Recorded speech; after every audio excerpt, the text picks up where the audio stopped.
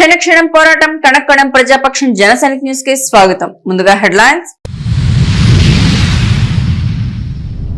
ఆడపిల్లను పుట్టనిద్దాం, బతకనిద్దాం, చదవనిద్దాం, ఎదగనిద్దాం. నిమ్మనపల్లె పోలీసుల ఆధ్వర్యంలో అంతర్జాతీయ బాలికల దినోత్సవం.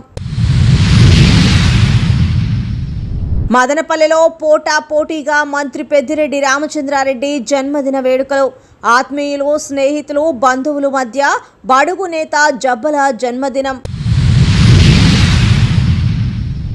జగనన్న ఆరోగ్య సురక్ష క్యాంపులను పటిష్టంగా నిర్వహించాలి. అన్నమయ్య జిల్లా స్పెషల్ ఆఫీసర్ అహ్మద్ బాబు. ప్రజల ఆరోగ్య సంరక్షణే జగనన్న సురక్ష పథకం. అన్నమయ్య జిల్లా collector P S Girisha. Israel, Hamas, పాలస్తీనా మధ్య ఎందుకు యుద్ధం జరుగుతోంది? ఇప్పటి వరకు ఈ యుద్ధంలో ఎంతమంది మరణించారో? ఇది 3వ ప్రపంచ యుద్ధానికి దారి తీయనుందా? ఈ పోరులో భారతదేశం యొక్క వైఖరేంటి? జనసైనిక్ వీక్షకుల కోసం ప్రత్యేక కథనం. సన్మార్గులు జైలు పాలైతే దుర్మార్గులు పరిపాలకులు అవుతారు. హంతకులు, ఆర్థిక నేరగాళ్లు దర్జాగా తిరగటం ఏంటని ప్రశ్నించిన తెలుగుదేశం నేత ఆర్జే వెంకటేష్. ఇక డీటెయిల్స్ చూస్తే, ప్రజల ఆరోగ్యానికి రాష్ట్ర ప్రభుత్వం అధిక ప్రాధాన్యతనిస్తోంది.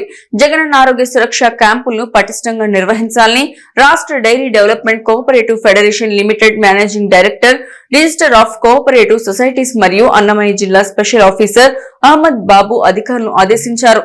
ఈ సందర్భంగా మాట్లాడిన జిల్లా కలెక్టర్ పిఎస్ గిరీష, ప్రజల ఆరోగ్య సంరక్షణకి జగనన్న సురక్ష పథకం అమలవుతోందన్నారు. ప్రజల ఆరోగ్యానికి రాష్ట్ర ప్రభుత్వం అధిక ప్రాధాన్యత ఇస్తోంది. వ్యాధిగ్రస్తులకు మెరుగైన ఆరోగ్యం అందించేందుకు జగనన్న ఆరోగ్య సురక్ష క్యాంపులను నిర్వహిస్తోందని స్పెషల్ ఆఫీసర్ అహ్మద్ బాబు తెలిపారు. బుధవారం మదనపల్లి రామాలయం వీధిలోని నెహ్రూ మున్సిపల్ హైస్కూల్లో మరియు మదనపల్లి మండలం పోతబోలు గ్రామంలో నిర్వహిస్తున్న జగనన్న ఆరోగ్య సురక్ష క్యాంపు శిబిరాలను ఆకస్మికంగా తనిఖీ చేశారు. రాష్ట్ర ప్రభుత్వం ఎంతో ఖర్చు పెట్టి ప్రతిష్టాత్మకంగా ఆరోగ్య సురక్ష క్యాంపులు నిర్వహిస్తోందని, వీటిని మొక్కుబడి క్యాంపుల్లాగా భావించరాదని చెప్పారు. భవిష్యత్తులో ప్రజల హెల్త్ ఇండికేటర్స్ మెరుగుపడేలా ప్రతి ఒక్కరూ కృషి చేయాలన్నారు.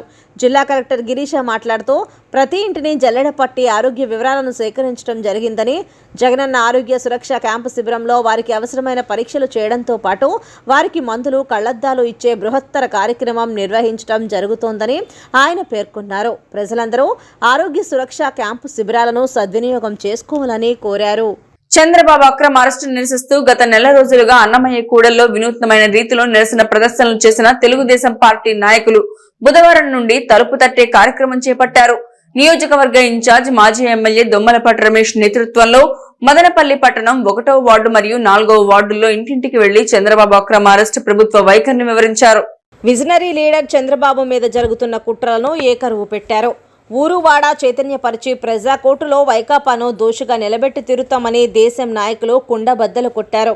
దొంగే దొంగ దొంగ అన్న సామెతను గుర్తు చేస్తూ మహిళలను చైతన్యపరిచారు. రాష్ట్రం కోసం, రాష్ట్ర ప్రజల కోసం, విద్యార్థుల భవిష్యత్తు కోసం, తెలుగువారి అభ్యున్నతి కోసం జీవితాంతం నిస్వార్థంగా పనిచేసిన గొప్ప లీడర్ చంద్రబాబు అని ఈ సందర్భంగా దొమ్మలపాటి రమేష్ కీర్తించారు.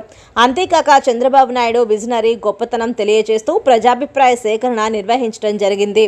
ఈ కార్యక్రమంలో మదనపల్లి నియోజకవర్గ యువ నాయకులు దొమ్మలపాటి ఎస్ఎస్ విరాజ్, జోడపాలెం భవానీ ప్రసాద్ మరియు యూనిట్ ఇన్ఛార్జీలు, బూత్ ఇన్ఛార్జీలు, నాయకులు, కార్యకర్తలు పాల్గొన్నారు.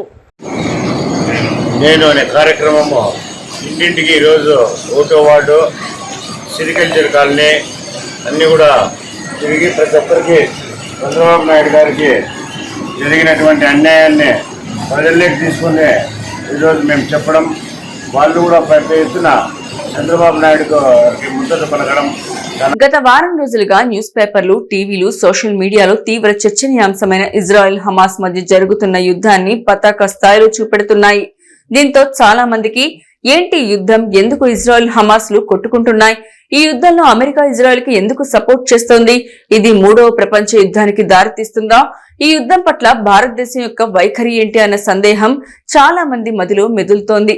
దీంతో జనసైనిక్ వీక్షకుల కోసం ఇజ్రాయెల్, హమాస్ యుద్ధం వెనుక జరుగుతున్న పోరుపై ప్రత్యేక సంక్షిప్త కథనాన్ని అందిస్తున్నాం. తీవ్ర రూపం దాల్చిన ఇజ్రాయెల్ హమాస్ యుద్ధంలో ఇప్పటికే దాదాపు 3,000 మంది మృత్యువాత పడ్డారని తెలుస్తోంది. ఇజ్రాయెల్ హమాస్ యుద్ధం 5వ రోజుకు చేరుకుంది. అక్టోబర్ 6న ప్రారంభమైన ఈ యుద్ధంలో హమాస్పై ఇజ్రాయెల్ క్రమంగా పైచేయి సాధిస్తుంది. వారు ఆక్రమించుకున్న ప్రాంతాలను తమ ఆధీనంలోకి తీసుకుంటుంది. ఇరుపక్షాల ఆధిపత్య పోరులో 2 దేశాల్లో ఇప్పటి వరకు 3,000 మందికి పైగా మరణించారు. ఈ మారణ హోమంలో పాలస్తీనా కంటే ఇజ్రాయెల్లో ఎక్కువ మంది మృతి చెందారు.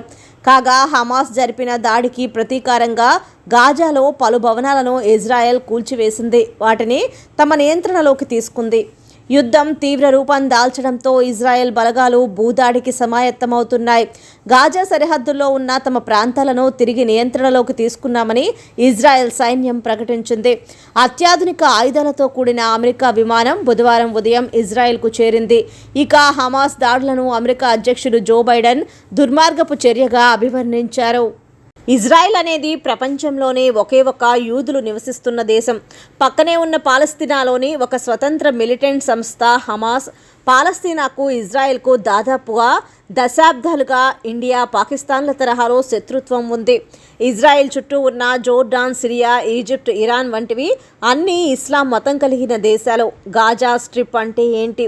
ఇజ్రాయెల్ ఈజిప్ట్ సరిహద్దుల్లో 41 కిలోమీటర్ల పొడవున్న ప్రాంతమే గాజా స్ట్రిప్. ఇక్కడ 2.3 మిలియన్ల జనాభా ఉంది. ప్రపంచంలోనే అత్యంత జనసాంద్రత కలిగిన ప్రాంతాల్లో ఇది ఒకటి. గాజా తీర ప్రాంతాలతో పాటు ఎయిర్ స్పేస్ ఇజ్రాయెల్ నియంత్రణలో ఉంది. మరోవైపు ఈజిప్టు గాజాతో ఉన్న సరిహద్దుల్లో రాకపోకలను నియంత్రిస్తుంది. 2007 నుంచి గాజా పాలస్తీనాకు చెందిన హమాస్ నియంత్రణలో ఉంది. ఈ క్రమంలోనే పాలస్తీనా ఇజ్రాయెల్ వార్ మొదలైంది. మరిన్ని దేశాలకు యుద్ధం. ఇజ్రాయెల్ హమాస్ యుద్ధం మరిన్ని దేశాలకు విస్తరిస్తున్నట్లు తెలుస్తోంది. తమ భూభాగంపై సిరియా రాకెట్లను ప్రయోగించిందని ఇజ్రాయెల్ తెలిపింది. అందుకు ప్రతిస్పందనగా తమ సైన్యం మోర్టార్ షెల్స్, ఫిరంగులు ప్రయోగిస్తోందని వెల్లడించింది. మరోవైపు హమాస్ గ్రూప్ లెబనాన్ నుంచి ఇజ్రాయెల్ వైపు రాకెట్లను ప్రయోగిస్తోంది. పాలస్తీనాకు మద్దతుగా ఉండే లెబనాన్లోని హెజ్బొల్లా మిలిటెంట్ గ్రూప్ హమాస్కు సహకారం అందిస్తోంది. విజయవాడ తెలుగుదేశం పార్టీ కార్యాలయంలో బుధవారం ఉన్నత స్థాయి పొలిట్ బ్యూరో సమావేశం నిర్వహించారు. తెలుగుదేశం పార్టీ రాష్ట్ర అధ్యక్షులు కింజరపు అచ్చెన్నాయుడు అధ్యక్షతన జరిగిన ఈ సమావేశంలో పార్టీ ముఖ్య నేతలు సుదీర్ఘంగా చర్చించినట్లు తెలుస్తోంది. చంద్రబాబు అరెస్ట్, లోకేష్ ని 2 రోజులుగా ఇన్నర్ రింగ్ రోడ్ కేసులో సిఐడి విచారిస్తున్న విషయాల పట్ల వ్యవహరించాల్సిన విషయాలపై చర్చించారు. అదేవిధంగా నియోజకవర్గ కేంద్రాలలో పార్టీ కేడర్కు దిశానిర్దేశం చేయాల్సిన అంశాలపై కూడా చర్చ జరిగింది. ఈ సమావేశంలో పాలిట్ బ్యూరో సభ్యులు యనమల రామకృష్ణుడు, ధూళిపాల నరేంద్ర, తెలుగు యువత రాష్ట్ర అధ్యక్షులు శ్రీరామ్ చిన్నబాబు, ఎమ్మెల్సీ పంచుమర్తి అనురాధ, మాజీ ఎమ్మెల్యే బోడె ప్రసాద్, గన్నవరం ఇన్ఛార్జి యార్లగడ్డ వెంకట్రావు మరియు ఇతరులు పాల్గొన్నారు. సన్మార్గులు జైలుపాలై దుర్మార్గులు పాలన సాగించే దుస్థితి ఆంధ్ర రాష్ట్రంలో నెలకొందని తెలుగుదేశం నాయకులు, కార్యకర్తల క్షోభ, ఉసురు వైకాపా ప్రభుత్వానికి తగలక తప్పదని టీడీపీ నాయకులు ఆక్రోశం వెళ్లగక్కారు. అక్రమ కేసులు అరెస్ట్ అయ్యి 4 రోజులుగా సబ్ జైల్లో ఉండి బుధవారం విడుదలైన పఠాన్ ఖాదర్ ఖాన్ కు దేశం నాయకులు ఎస్ఏ మస్తాన్, ఆర్జే వెంకటేష్లు అపూర్వ స్వాగతం పలికారు.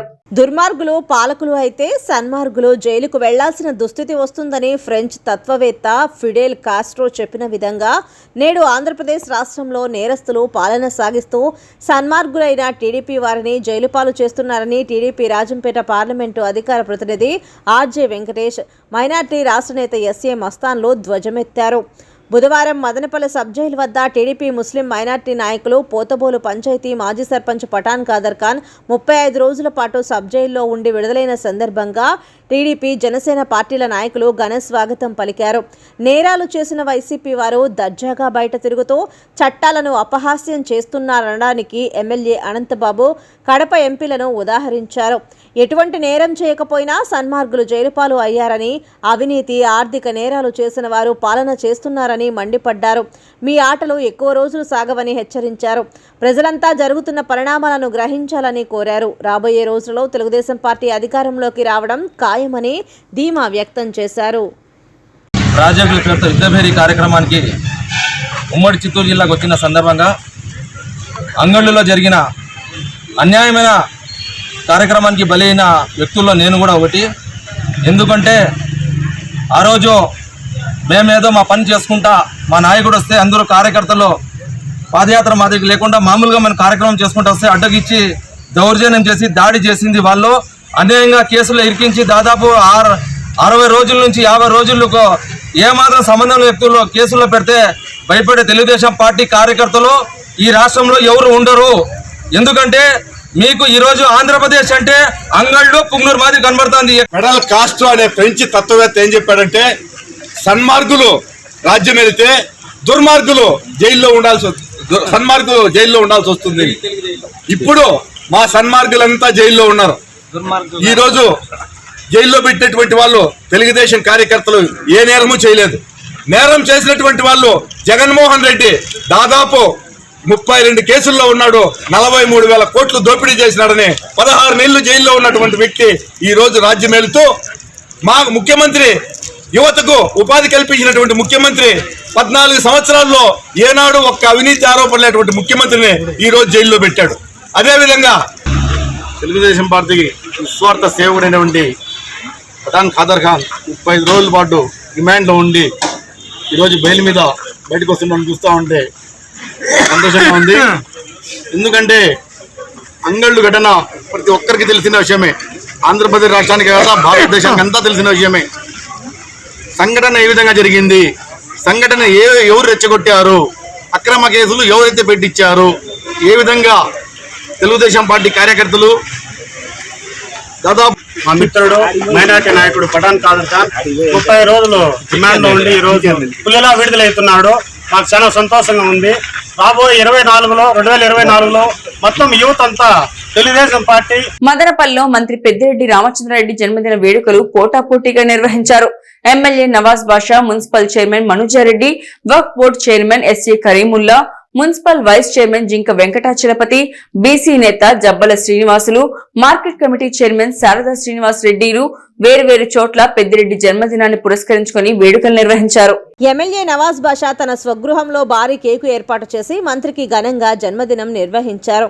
14వ వార్డు వైఎస్ఆర్సీపీ పార్టీ కార్యాలయంలో వక్ఫ్ బోర్డు చైర్మన్ ఎస్ఏ కరీముల్లా ఆధ్వర్యంలో పెద్దిరెడ్డి జన్మదినం సందర్భంగా వేడుక నిర్వహించారు. అలాగే డీకేపల్లి మస్జిద్లలో ప్రత్యేక ప్రార్థనలు చేశారు. జబ్బల శ్రీనివాసులు పట్టణంలో ప్రత్యేక హోర్డింగ్లను ఏర్పాటు చేశారు. శ్రీనివాసులు రెడ్డి మంత్రి పెద్దిరెడ్డి జన్మదినం సందర్భంగా అన్నదానం నిర్వహించారు. జింకా చలపతి మొక్కలు నాటే కార్యక్రమం చేపట్టారు. అంతేకాక మండల గ్రామ స్థాయిలలోనూ మంత్రి జన్మదినం సందర్భంగా వైకాపా శ్రేణులు వేడుకలు నిర్వహించారు. ఆడపిల్లను పుట్టనిద్దాం, బతకనిద్దాం, చదవనిద్దాం, ఎదగనిద్దాం అంటూ అంతర్జాతీయ బాలికల దినోత్సవం సందర్భంగా ప్రసంగించిన వక్తలు విజ్ఞప్తి చేశారు. బుధవారం అంతర్జాతీయ బాలికల దినోత్సవంపై బాలికలకు అవగాహన సదస్సుని మండలంలోని ముష్టూరు పంచాయతీ కస్తూరిబా గాంధీ బాలిక విద్యాలయంలో స్థానిక పోలీసులు నిర్వహించారు. ఈ కార్యక్రమంలో భాగంగా స్థానిక నిమ్మనపల్లె ఎస్ఐ రామకృష్ణ ఆధ్వర్యంలో పోలీసులు, సచివాలయ మహిళా పోలీసులు శ్రీలేఖ రాణి మీడియాతో మాట్లాడుతూ బాలికల మీద చూపుతున్న వివక్ష గురించి, లింగ అసమానతల గురించి, విద్య, వైద్య, పోషణ, సంరక్షణ మరియు చట్టపరమైన హక్కులు, బాల్య వివాహాల గురించి, బాల కార్మికుల నిషేధ చట్టం, పోక్సో చట్టం, వరకట్న నిషేధ చట్టం, దిశ యాప్, సైబర్ నేరాలు మరియు అత్యవసర సమయాల్లో సంప్రదించవలసిన హెల్ప్ లైన్ నెంబర్లు మొదలగు వాటి గురించి విద్యార్థులకు వివరిస్తూ వారికి అవగాహన కల్పించడం జరిగింది. ఈ కార్యక్రమంలో హెడ్ కానిస్టేబుల్ శివరామకృష్ణ, మహిళా పోలీసు హారతి, సచివాలయ మహిళా పోలీసులు శ్రీలేఖ రాణి, లలితారెడ్డి, రాజేశ్వరి, రమణమ్మ, షాదియా, పాఠశాల లెక్చరర్ జరీనా బేగం, విద్యార్థినులు తదితరులు పాల్గొన్నారు. అందరికీ నమస్కారం. నా పేరు శ్రీలేఖ. మేము నిమ్మనపల్లి మండలం మహిళా పోలీసులందరూ ఇవాళ కేజీబీవీ స్కూల్లో ఇంటర్నేషనల్ గర్ల్ చైల్డ్ డే సందర్భంగా అవేర్నెస్ ప్రోగ్రామ్ అనేది కండక్ట్ చేసి బాలికలందరూ సమాజంలో ఎలా ఎదగాలి, ఎలా బతకాలి, వాళ్ళకి ఎలాంటి సేఫ్టీ మెజర్మెంట్స్ ఉన్నాయి, వాళ్ళకి ఎలాంటి హక్కులు ఉన్నాయి, భాగస్వామ్యపు హక్కు, అభివృద్ధి హక్కు, జీవించే హక్కు, ఇలాంటి వాటి గురించి అన్నిటి గురించి వివరించడం జరిగింది. అంటే వాళ్ళకి బాల్య వివాహాల గురించి, చైల్డ్ హెల్ప్ లైన్ నెంబర్స్ గురించి, ఎలాంటి పరిస్థితుల్లో వీటిని ఉపయోగించాలి, మనము అభివృద్ధి ఎలా చెందాలి అన్న దాని గురించి మెయిన్గా ఇంటర్నేషనల్ బీసీ ఉద్యమానికి మదనపల్లిలో పునాది వేయడమే కాక ఇంతింతై వటుడింతై అన్నట్లు రాష్ట్ర నేతగా ఎదిగారు.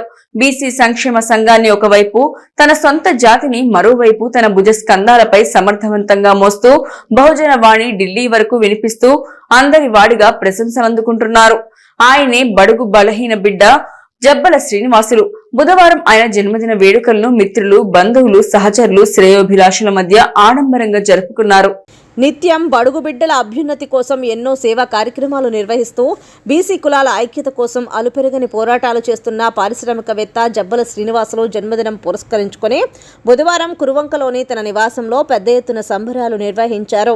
తమ్మళ్లపల్లి, మదనపల్లి, పీలేరు, పుంగనూరు నియోజకవర్గాల పరిధి నుంచి వచ్చిన బీసీ, ఎస్సీ, ఎస్టీ, మైనార్టీ సోదరులతో కలిసి భారీ కేక్ కట్ చేసి జన్మదిన వేడుకలను నిర్వహించారు.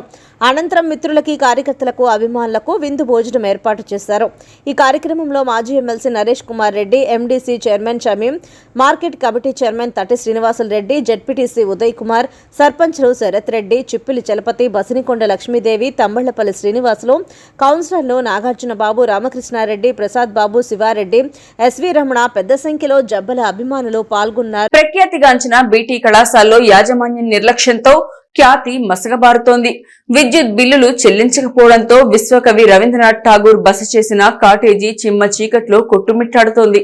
మదనపల్లెకి ఘన చరిత్ర తెచ్చిన జాతీయ గీతం సృష్టికర్త రవీంద్రనాథ్ ఠాగూర్ బస చేసిన కాటేజీ గత 4 నెలల నుంచి విద్యుత్ బిల్లులు చెల్లించకపోవడంతో విద్యుత్ సరఫరా నిలిపివేశారు. ఇప్పటికైనా బీటీ కళాశాల యాజమాన్యం కళ్లు తెరిచి విద్యుత్ బిల్లులు సకాలంలో చెల్లించి చీకట్లో నుంచి వెలుగులోకి తేవాలని కళాశాల పూర్వ విద్యార్థులు కోరుకుంటున్నారు. క్షణక్షణం పోరాటం, కణకణం ప్రజాపక్షం. జనసైనిక్ న్యూస్ ఇంతటితో సమాప్తం. తిరిగి రేపటి బులెటిన్ లో మళ్ళీ కలుసుకుందాం. అంతవరకు సెలవు, నమస్కారం.